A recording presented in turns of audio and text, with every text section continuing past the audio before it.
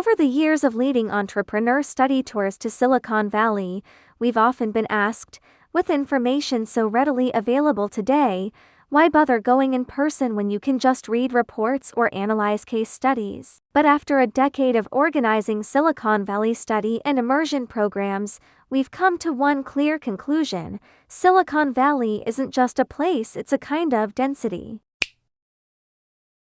What do we mean by density? Let's start with some data. According to the Startup Genome 2025 report, startups in the Bay Area attracted $90 billion in venture capital in 2024, a figure accounting for 57% of the total $178 billion in investment across the United States.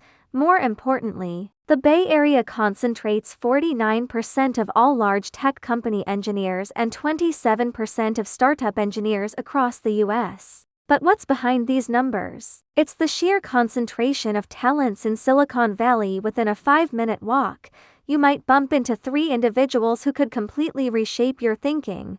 Last year, we took a group of manufacturing entrepreneurs who initially only wanted to visit a few AI companies. At a lunch near Stanford University, they happened to meet a robotics founder. In less than half an hour of conversation, they realized his technical solution was precisely what their production line needed. That kind of serendipitous connection might take 3 months of attending industry forums back in other countries and regions, but in Silicon Valley, it can happen over a single lunch. There's another unique aspect of Silicon Valley: its culture around failure. We all know Silicon Valley celebrates failure, but only when you sit face to face with founders and hear them openly say, "My last project burned through $5 million before I realized the direction was wrong." Can you truly feel the power behind that honesty? These aren't polished sound bites from a keynote stage, they're everyday conversations in coffee shops.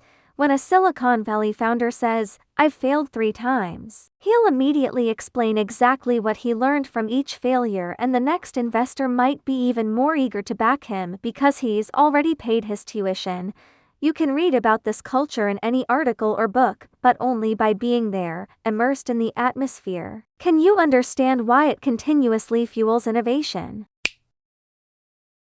Speaking of the present moment, we can't ignore AI. According to Silicon Valley Bank's H2 2025 report, the combined AI capital expenditures of the 5 major West Coast tech giants grew by 67% year-over-year in 2025, and the total valuation of top AI unicorns now exceeds $500 billion.